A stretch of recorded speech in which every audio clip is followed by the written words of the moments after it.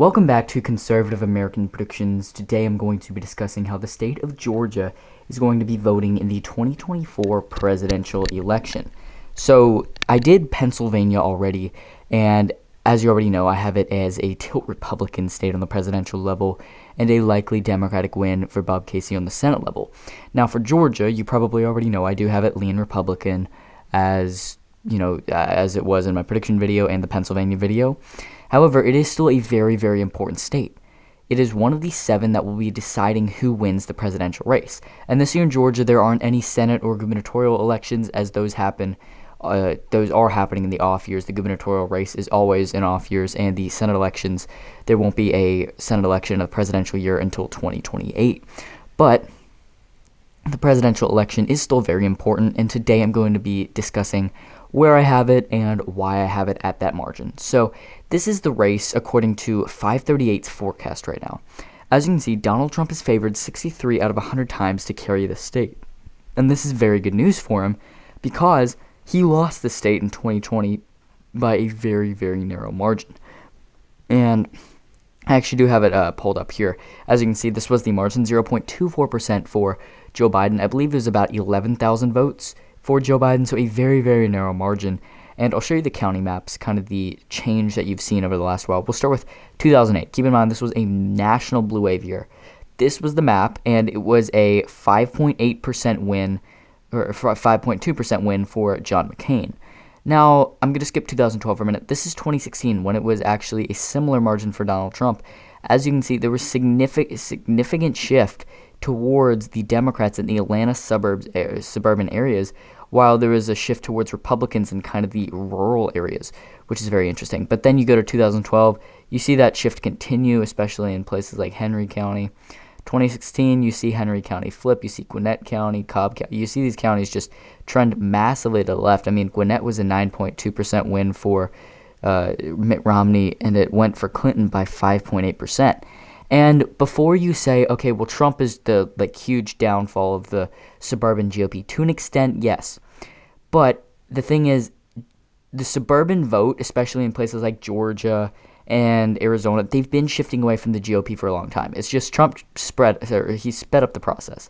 Again, 2008, you have Gwinnett, McCain plus 10. Georgia becomes more red, but Gwinnett still stays, or it shifts to the left. It's a 9.2% win.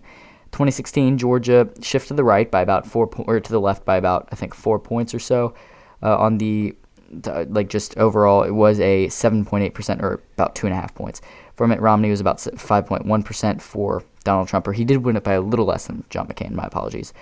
But you had Gwinnett shift massively to the left. That was about a 15 point shift to the left. So as you can see, the Atlanta suburbs are just becoming more and more Democrat, and that's just how it's going to continue to go. Now this year, it's not going to be as large because yes, of course, there's still room for the Democrats to gain in this area, but this election, it's going to be harder for them to do so, as it's not like a huge blue wave, or it's not like a blue-leaning year, like a somewhat blue wave like 2020. Now, also, Trump is doing a better job at getting some of these voters than in 2020 and 2016. However, again, he is still not going to do great with them. But where Democrats can gain in the future is kind of the exurban areas around Atlanta as it continues to grow. Now, where Republicans have a positive shift in the state, for example, let's start with 2008. Looking at some of these southwestern counties in the state, this is the 2nd congressional district now. Places like Dougherty County, that was a 35-point win for Obama. You go to 2020, it was an increase of margin for Joe Biden. But overall, this is one of the few counties you actually see trending left in this area. Now, this is because of Albany, and it is a pretty decent city. This is one of the few exceptions to this in the area, Dougherty County shifting to the left. And then also Muskogee County, it hasn't taken a huge shift left, but it is still somewhat of a left-shifting county. Obama won it by about 20. 2020, it was about a 24-point win. However, it is kind of reverting a little bit. But overall, the rest of the 2nd district, also, I guess you could say Macon, a little bit the Macon area.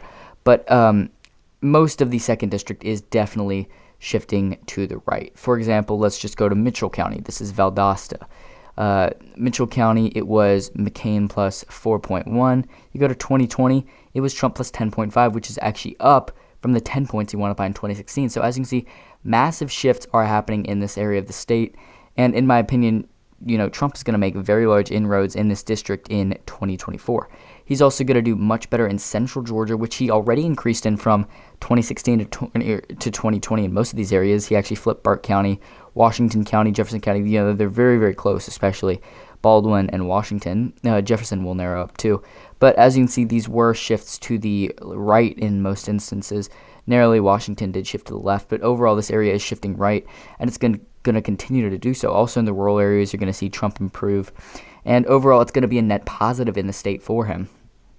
Now, it's definitely still a swing state overall. I think on the statewide level, when it comes to statewide offices, it's still a lean to likely Republican state. Now, 2026, depending on who's president, it could be a little different. I expect Democrats to potentially pick up the gubernatorial election, unless Kemp manages to find a very strong successor to him, and maybe a few other statewide elections. Now, on the Senate level, I think it's really a toss-up usually. If Republicans would have nominated basically any other candidate besides Herschel Walker and Marjorie Taylor Greene in 2022, it would have been much closer and potentially even flipped. And in 2026, if Brian Kemp is nominated on the Senate level, it could flip then.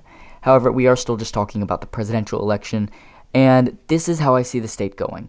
This is a 1.6% win for the Republican candidate, Donald Trump, and as you can see, there's pretty significant shifts in the areas I was talking about. So, you see these rural areas in the northern part of the state and the southeastern part of the state. You see those taking about a 1.5 point to 2 point shift overall towards Donald Trump. And then you see the central Georgia area and the southwestern corner of the state shifting the most.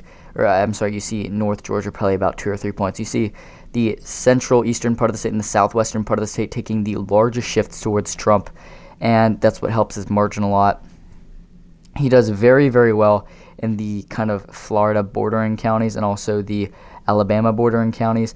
And overall, central Georgia is just where he is expanding so much. But then he also importantly gains in Fulton County and DeKalb counties, as you can see, very, very narrowly. It's not by a huge margin, but I think he will increase a little bit as Kamala's, share of the vote among black voters especially will decrease, but minority voters in general, I think, will shift to the right, and that's going to be hard for Kamala to shift these areas to the left again. However, in the suburban areas, you're not going to see as large of a shift among minority votes. If anything, they might shift a little bit more left, but you will see probably white voters shift a little bit to the left in these areas. So overall, good news for Harris. This is why she's improving in areas like Gwinnett, in Rockdale, in Henry County, and then a few others like Cobb and Douglas County. So those are areas where she's improving. And as you can see, the exurbs are narrowly improving for Trump. However, I could see them improving for Kamala a little bit, as Biden did very well in some of them. I mean, if you go back to 2020, I'll just pick out a random one of these counties. Let's go to Forsyth County. That was a 33-point win for Donald Trump in 2016. It was a 47-point win for Trump. So as you can see, a very large shift to the left. I don't actually know what it was in 2008. It was a 58-point win for John McCain. So as you can see, it's taken a very, very large shift to the left, and it will continue to do so. But this election, I think, is going to be a little bit different. So this is a flip. This is about a 1.84% shift to the right from its 2020 margins. This is a very good sign for Trump, as if he's winning Georgia by a lean margin.